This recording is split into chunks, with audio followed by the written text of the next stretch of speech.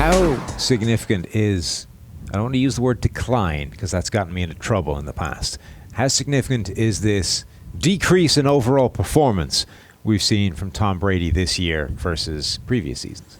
I'd say, I think if you look at it objectively, you could say that he is now playing, if you take his whole season, he's now playing at like a 2014-ish type of level, which there was a point he started slow in 2014, and then after that it was since that Kansas City Chiefs game in 2014, the only debate for top quarterback has been him and Aaron Rodgers. Yeah. And then he actually dwarfed Aaron Rodgers during that time at some point. But there was a point in 2014 where it was just Brady and Rodgers. But I think if you take 2014 as a whole, Brady's top 5, top 6-ish, whatever, right? Yeah. I mean, he's in that boat right now. That's where he is. He's playing better now than he was the first time people were writing him off. But the fall from where he was has been way more steep.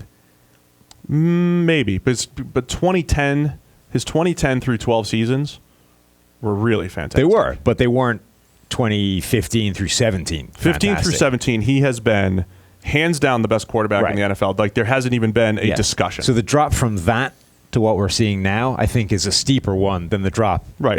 Than the drop that prompted the 2014 articles of Tom Brady's done, time to move on.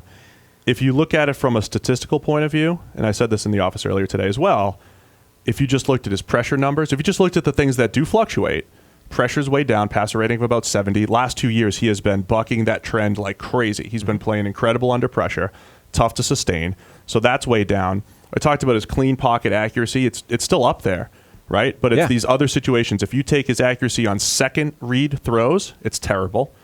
And those years where he was struggling a little bit on, he would struggle at times late in the down.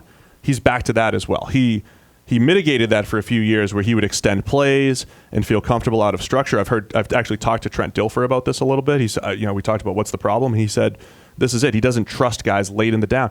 So a lot of the things that were issues in 2013 and 14 are kind of popping back up again because he's essentially been spectacular across the board in all areas over the last 3 years. Right. And that offense has always looked better when he has at least 2 guys he can count on. Now you're back to Edelman. And that's pretty much it. So that's another issue as well. No matter how good you are as a quarterback, to put up production numbers, you need help. To put up stats, you need help. There's a reason why Brady's still like number 6 in our grading, in like 19th in passer rating or whatever. You don't have the same Gronk, not even close. Edelman's been good, not great.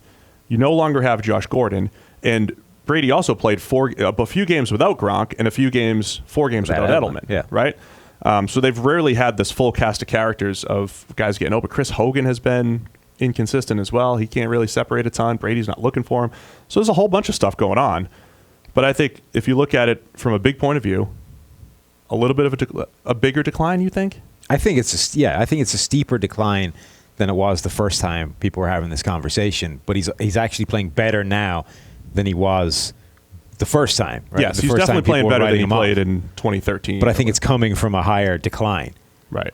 And when people look at decline, like we saw Peyton Manning straight lose his arm. Right. I feel like we've seen Eli Manning, lose his arm. I feel like we've seen times where Drew Brees and Matt Ryan don't look like the ball's coming out of their hand great. I haven't seen that from Brady. I think where you lose it a little bit is the off-platform stuff. That terrible interception he had against the Steelers where I think he was just trying to throw the ball out of bounds. Maybe he didn't have as much zip getting out of there, but we're also a couple weeks removed. He threw an absolute laser to Cordero Patterson for a touchdown. Like, you still see the zip and everything when he needs it. So I don't think it's a physical decline, which is weird, right? It should be physical, if anything. I'm not seeing things clearly. So the physical decline thing doesn't always manifest itself in arm strength. Like Brett Favre could go out there now and still throw 95-mile-an-hour fastball. That's true. Like with the physical thing, the way it manifests itself with Brett Favre is he went from being essentially unbreakable to, okay, now when you hit me, everything is snapping in half and I can't keep going. Like it went almost overnight. It went from you cannot break Brett Favre no matter what you do to him to suddenly everything is just disintegrated around me and I can't keep going. Right. But the arm strength was always there. He could have kept going for years with that. Now maybe the same thing as with Brady. There's this thing with, is it a knee injury or was he just adjusting his knee brace he's been on the randomly right after a play whilst hitting the ground doing it? Like The thing with Brady at the moment, though, is that if it wasn't for the fact that he's 41, it wouldn't even really be notable. It'd be okay, he's playing worse than he did the last 3 years, but those 3 years were incredible. It was going to come down at some point. Oh, yeah, that was inevitable. Right. For sure. So you wouldn't even be looking at it saying, but he's 41. So you're like, well, at some point, he kind of has to, right? Everybody does. Yeah. It just happens. Whether it's Peyton Manning, whether it's Brett Favre, everybody at some point reaches a stage where they can't keep going anymore. And Brady's way past that point for normal quarterbacks. You're like, well, I mean, is it just regression, or are we starting to see the beginning of the end?